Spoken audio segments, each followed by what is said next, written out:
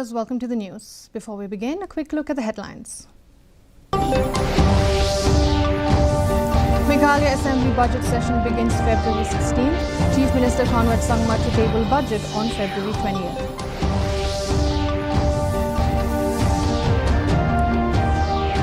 Meghalaya enforcing Resident Safety Act statewide. ILP-like mechanism under study, says Deputy Chief Minister Preston Tinsong. Meghalaya-Assam border misunderstandings ease after formation of regional committees, says Deputy Chief Minister Preston Tinsong. Meghalaya bank employees join nationwide strike, demand 5-day work week.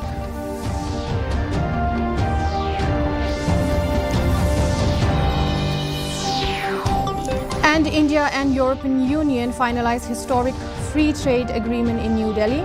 Prime Minister Modi calls the deal a blueprint for shared prosperity. Starting off the local news in detail.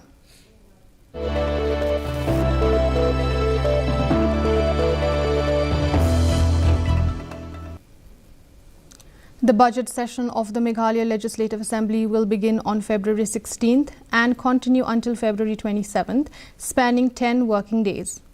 The session will open with the Governor's address outlining the government's agenda for the year. Speaking to the media, Thomas A. Sangma, Speaker of the Meghalaya Legislative Assembly, said the Business Advisory Committee meeting had decided that the session will include 3 days for private members' business and 7 days for government business. He added that Chief Minister Conrad K. Sangma, who also holds the finance portfolio, will present the state budget on February 20th.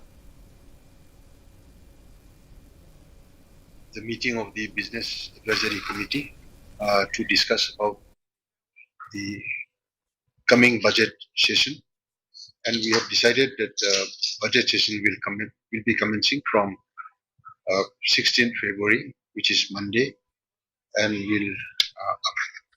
we'll have 10 working days, and which will end on 27th February 2026. We have, I think, 3 private members' business, and the rest are all government business.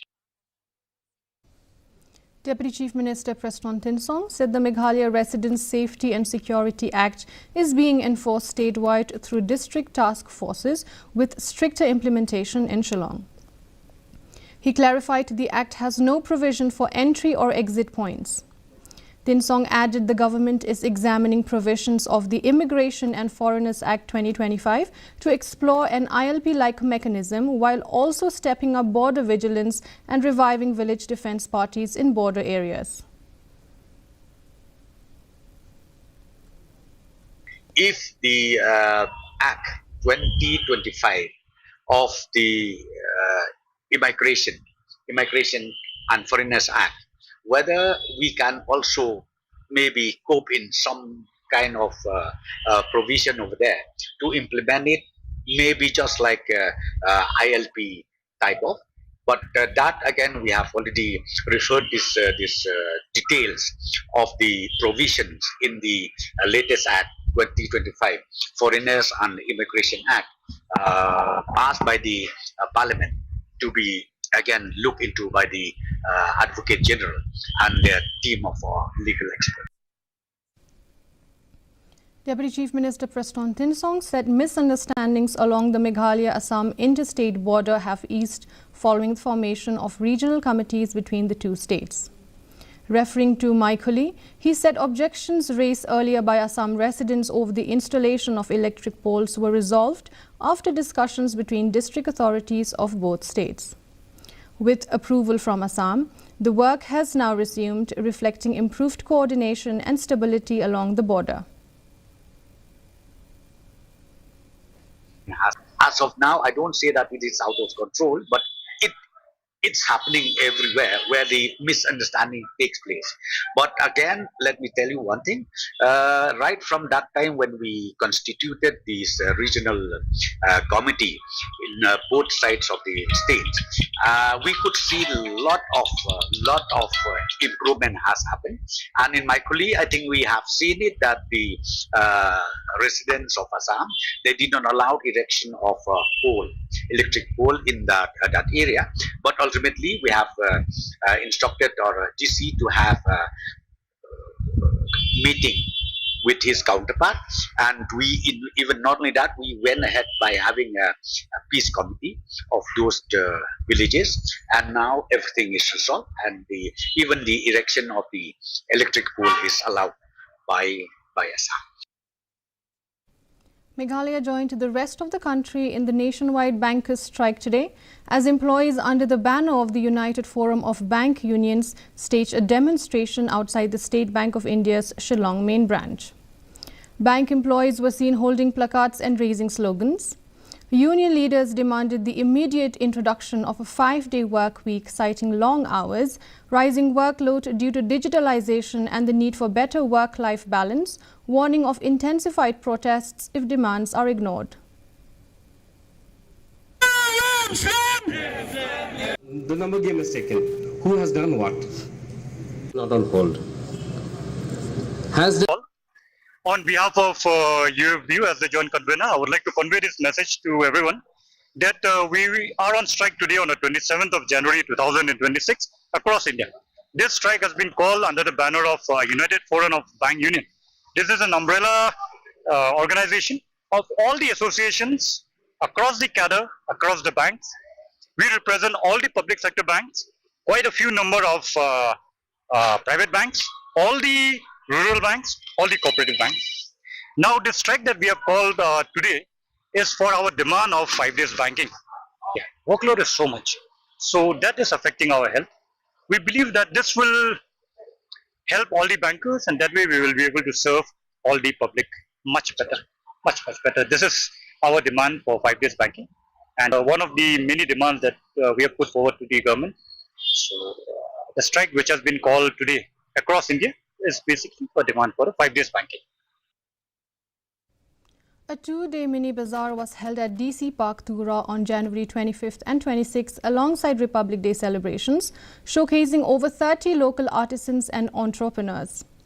The event was inaugurated by Deputy Commissioner Vibhor Agarwal in the presence of Superintendent of Police Abraham T. Sangma and other dignitaries. The event featured crafts, local cuisine, music and family-friendly activities. Addressing the event, officials highlighted the importance of supporting local products and promoting entrepreneurship in West Garo Hills.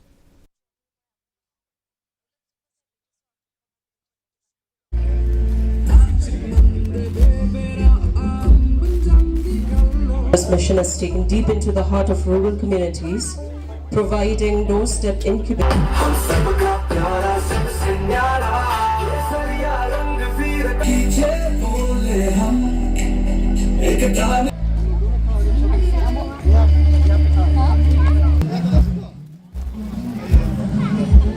The event in DC Park Tura has been planned for 2 days, which is 25th and 26th. In this 2 days program, we have emphasized a lot of activities for everyone, and we request everyone to come and join. And as we celebrate the 77th Republic Day celebration in Tura DC Park, we have huge numbers of buyers and sellers. Meeting interactions will happen. We have plus 30 stalls here which will be displaying their products and talents in different ranges of handloom, artifacts, artilleries, how to promote Meghalaya as an entrepreneurship state in the Northeast and in our nation in India. The Yatrelang Village Organization, a women-led collective of 6 self-help groups from Bahambir Them village in Riboy district, today inaugurated its newly constructed office building. Nongpo MLA Miralbon CM, who inaugurated the office, lauded the organization for its unity and commitment to community welfare. CM also handed over a work order for creativity, culture and commitment. At 67, Daisy Momin, a renowned fashion designer and terracotta artist, is keeping the soul of Garo heritage alive through eco-friendly art and timeless design. Here is a report. So, very.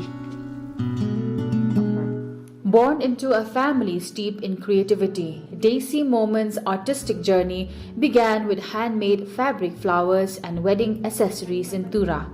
What started as a small effort to support Christian weddings soon became a lifelong mission to preserve Garo culture and tradition. Her search for deeper expression led her to terracotta art, where she found her true calling. From sculptural forms and bonsai pots to terracotta neck pieces inspired by nature, Daisy work reflects the spirit of the Garo Hills, rooted in tradition yet contemporary in style.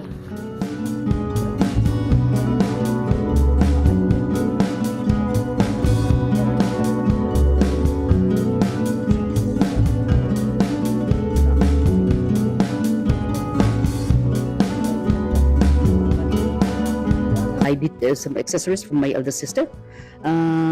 These orders came in pouring, so I had to cater to them because at least they don't have to go to Shillong or Guwahati to buy those wedding accessories. So those days I make boutonnieres, bouquets, and wedding veils. Blending natural fibers with modern aesthetics, Daisy collaborates with local weavers and experiments with traditional materials like ampak, a Garo carpet made from tree bark. She has also crafted innovative creations such as bottle gourd lamps, charcoal jewelry, and eco-friendly accessories, reinforcing her commitment to sustainability.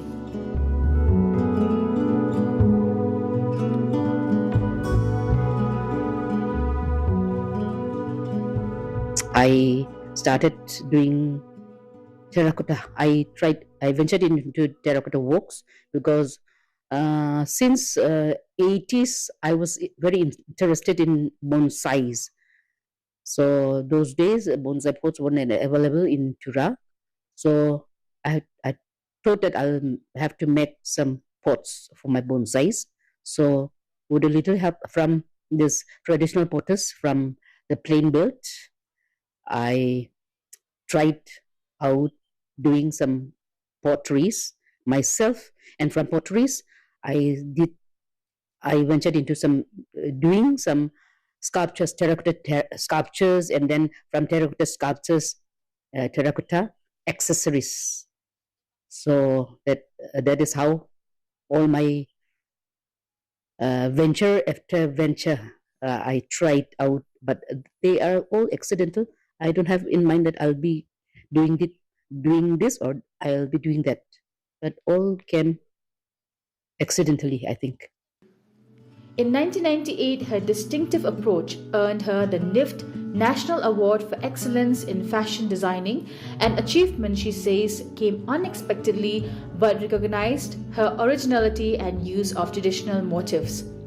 After retiring as a lady supervisor from the Social Welfare Department in 2017, Daisy devoted herself full-time to her art. She believes that caring for culture has given her strength, joy, and recognition.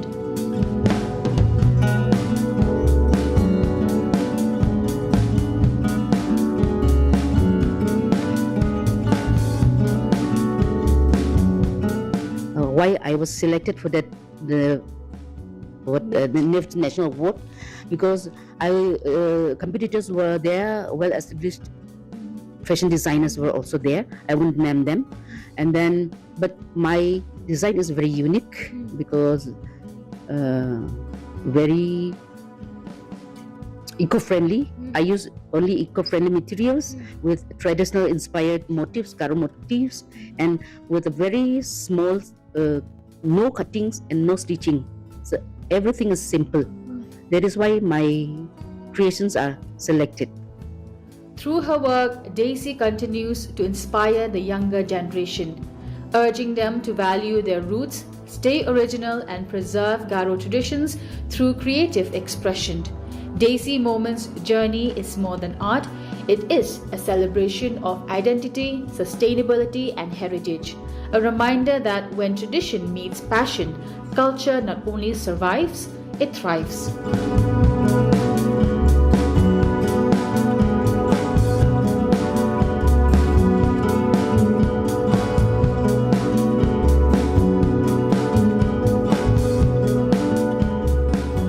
Bureau Report, DD News, Meghalaya. A look at the regional news.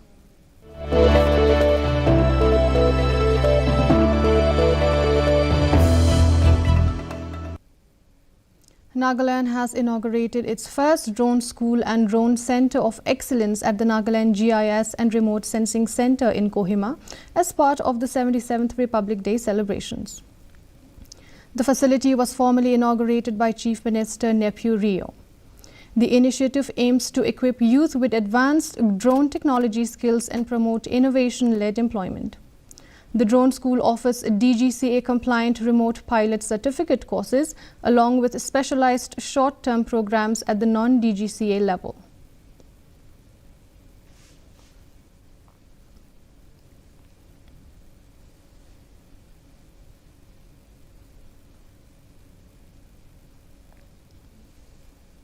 Moving on to national stories.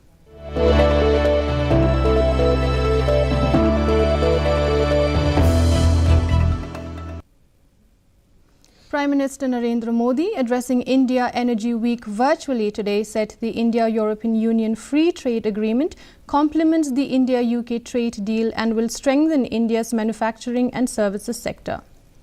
He described the agreement as a coordination between two of the world's largest economies, accounting for nearly one-third of global trade and supply chains. Modi highlighted India's rising energy demand and vast opportunities for global investors, noting that India is among the world's top 5 exporters of petroleum products. आज energy sector के लिए भारत बहुत बड़े अवसरों की धरती है। भारत दुनिया की फास्टेस्ट ग्रोइंग मेजर इकोनॉमी है, यानी हमारे यहां एनर्जी प्रोडक्ट्स की डिमांड लगातार बढ़ रही है। इसके अलावा भारत दुनिया की डिमांड पूरी करने के लिए भी बेहतरीन अवसर उपलब्ध करता है। आज हम दुनिया में पेट्रोलियम प्रोडक्ट्स के टॉप 5 एक्सपोर्टर्स में से एक हैं। दुनिया के 150 से ज्यादा देशों तक हमारी एक्सपोर्ट कवरेज है। India and the European Union today finalized a historic free trade agreement following delegation-level talks in New Delhi between Prime Minister Narendra Modi and European Union President Antonio Costa and European Commission President Ursula von der Leyen. 7 key agreements covering trade, security, defense, mobility, disaster risk management and green hydrogen were exchanged. Calling it India's biggest ever FTA, Prime Minister Modi said the deal would boost investment, innovation and global supply chains, while the EU hailed the agreement as a major milestone, marking a new chapter in India-EU relations.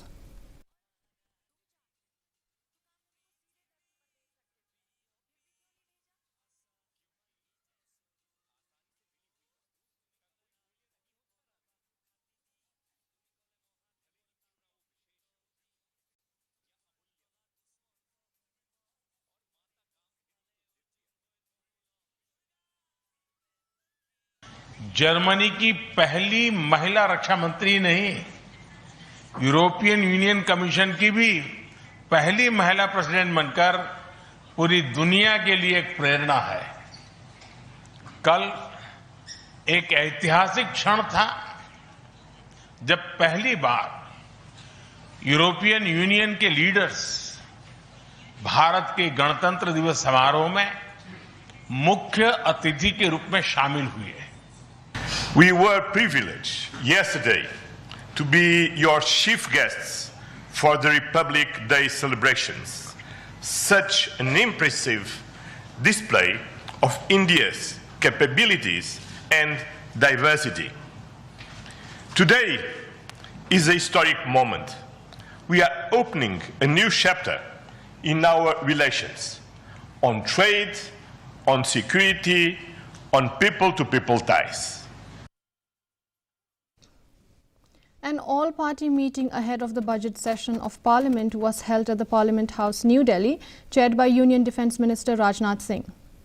Key leaders including JP Nadda, Kiran Rijiju, Arjun Ram Meghwal, Dr. L. Murugan and opposition representatives like Jairam Ramesh, Tiruchi Shiva, Sagarika Ghosh and Ram Gopal Yadav were present. The budget session, beginning tomorrow and continuing till April 2nd, will first take up the motion of thanks on the President's address, followed by detailed discussion on the Union budget in both houses, said Parliamentary Affairs Minister Kiran Rijiju. कि ये budget session है और साल का पहला parliament session है, तो शुरुआत 28 तारीख यानी कि कल आदरणीय राष्ट्रपति जी का अभिभाषण से शुरू होगी। Joint session of the parliament कल 11 बजे तय किया गया है और 29 तारीख को इकोनॉमिक सर्वे पेश किया जाएगा और 1 तारीख जो तय किया गया है नरेंद्र मोदी जी का सरकार आने के बाद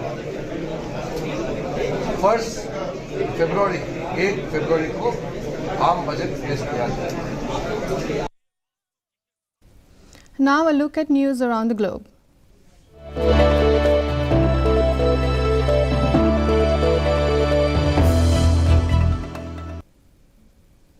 Japan today returned its last two giant panda cubs, Xiao Xiao and Lei, to China, marking the first time since 1972 that the country will be without pandas.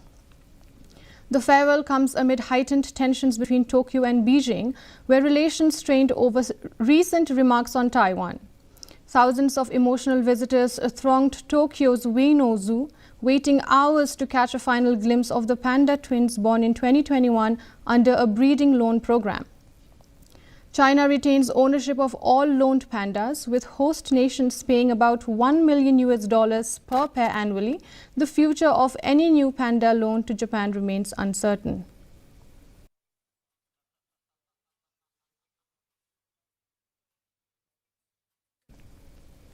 India is participating as the partner country at Gulf Food 2026, the world's largest annual food and beverage sourcing event, which opened today in Dubai across 2 venues for the first time. APIDA, under the Ministry of Commerce and Industry, is leading India's presence. The 1,434 square meter Indian pavilion, inaugurated by Food Processing Secretary Avinash Joshi in the presence of Indian Ambassador to the UAE Deepak Mittal, features 161 exhibitors from 25 states showcasing processed foods, grains, pulses, beverages and value-added products. A high-level delegation is also promoting investment opportunities in India's food processing sector. This is for the first time India has been the partner country for Gulf Food, and we have the largest presence amongst all countries.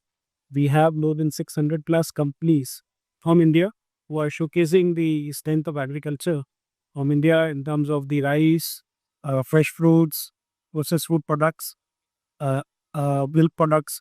A variety of products have been showcased. And one very important feature this time is that we are showcasing different varieties of Indian rice apart from basmati. So you have the Kala Namak rice, you have the Pemni rice, you have the Push Bhuji rice in Jammu Kashmir. So all the regions are being represented. So a very vibrant pavilion has been erected. We have a chef influencers who is doing live testing. Lastly, a glimpse at the sports.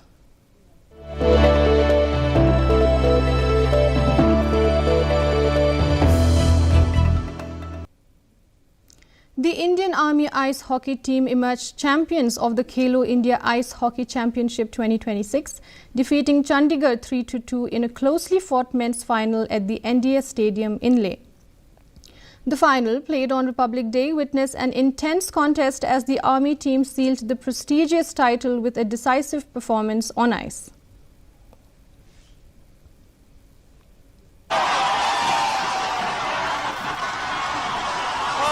अविश्वसनीय, कभी न भूल पाने वाला ये वो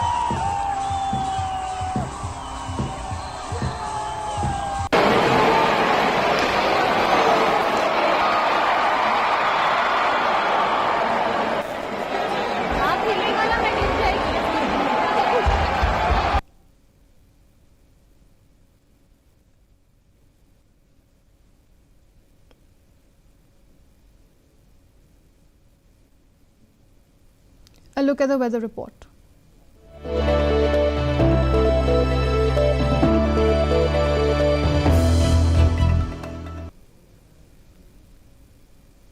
In Tura, the minimum temperature stands at 15 degrees Celsius, the maximum temperature at 24 degrees Celsius. The relative humidity is 47%. Moving on to Shillong, the minimum temperature stands at 8 degrees Celsius, the maximum temperature at 18 degrees Celsius. The relative humidity is 45%. Lastly, in Jowai, the minimum temperature stands at 8 degrees Celsius, the maximum temperature at 18 degrees Celsius. The relative humidity is 45%. And the forecast in Tura, Shillong and Jowai says partly cloudly sky, most likely to occur. Before we wind up, a recap of the headlines. Meghalaya Assembly budget session begins February 16th. Chief Minister Conrad Sangma to table budget on February 20th.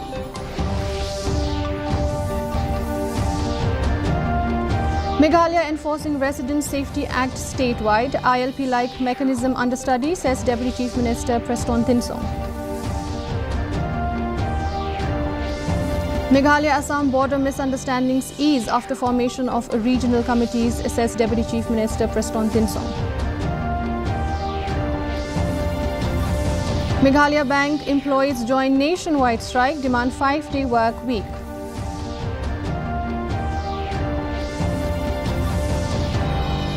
And India and European Union finalize historic free trade agreement in New Delhi. Prime Minister Modi calls the deal blueprint for shared prosperity. With that, dear viewers, we come to the end of the news bulletin. For more updates, join us tomorrow at the same time, same channel. Until then, goodbye.